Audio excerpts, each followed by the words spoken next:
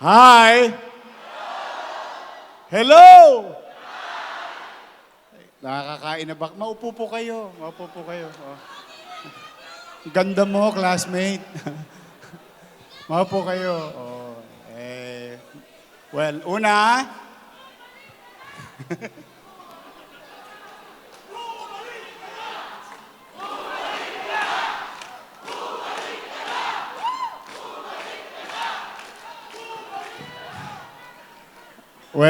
salamat sa Diyos. Kahit medyo masama ang panahon, nakarating kayo rito ng ligtas. Oh, nabusog ba kayo?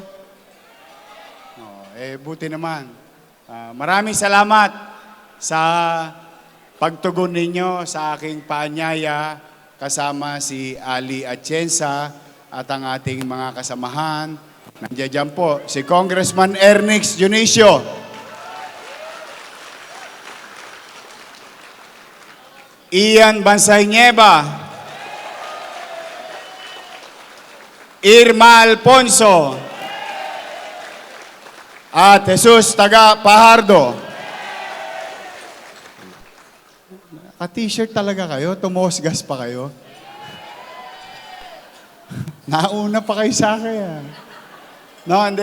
Masaya lang ako, mga batang tondo, to be here.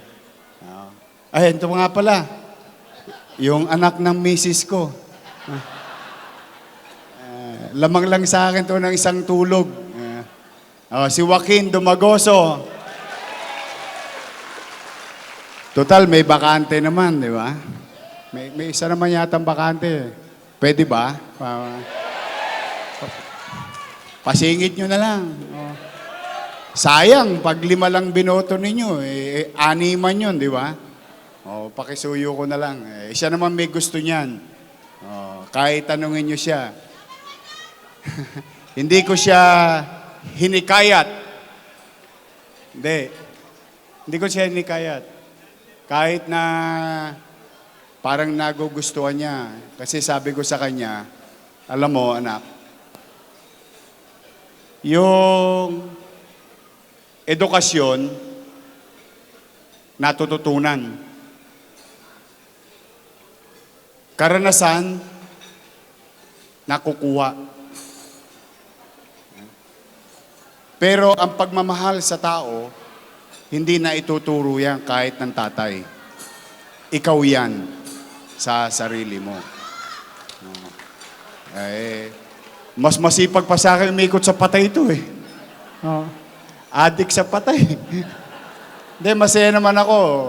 Andiyan dyan. In fact, ako, na kung panahon ko, talagang wala kayong makikitang mga kaanak ko sa City Hall. Ayan. Sakto naman, may bakante, at least wala naman siyang matatapakang kasama.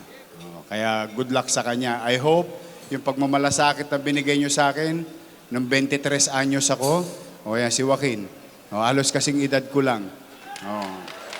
Kayo nang bahala. I love you. So, ngayon, may pakaway-kaway na eh,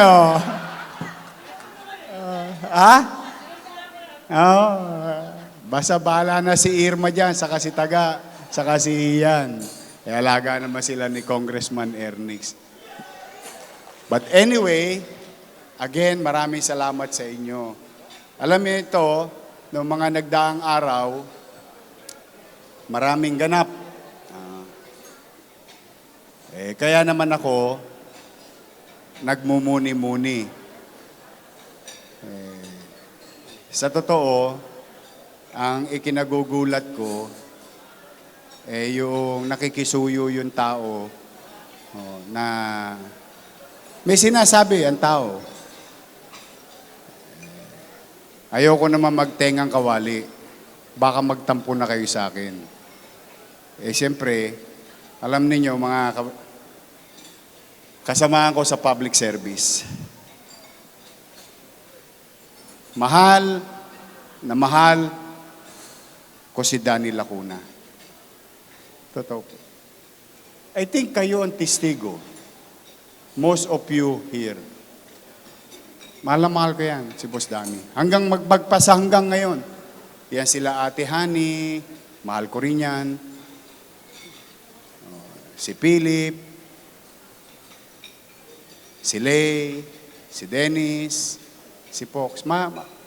Malaki ang utang na loob ko kay Boss Danny. Yung katotohanan. Hindi ko naman yun na ikinubli ever since. Alam nyo naman yun. Lalo na yung mga chairman na naging kagawad ngayon at dating chairman at kasalukuyan chairman. Paglaban nila, nandun tayo lagi in our own little way. Sinasamahan natin sila, sinusuportahan natin sila. Kaya lamang, malaki rin ang utang na loob ko sa mga batang Maynila.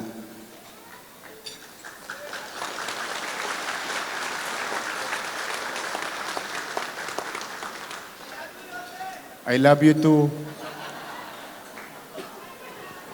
O tingnan ninyo, kayo po ang sumuma. Kayo po ang sumuma. Nanay ko si Chayong.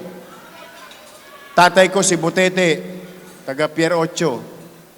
Solong anak lang ako. Salamat sa Diyos. Salamat sa taong bayan. Narating ko itong kinalalagyan ko. Siguro hindi naman masamang lingunin ko naman kayo.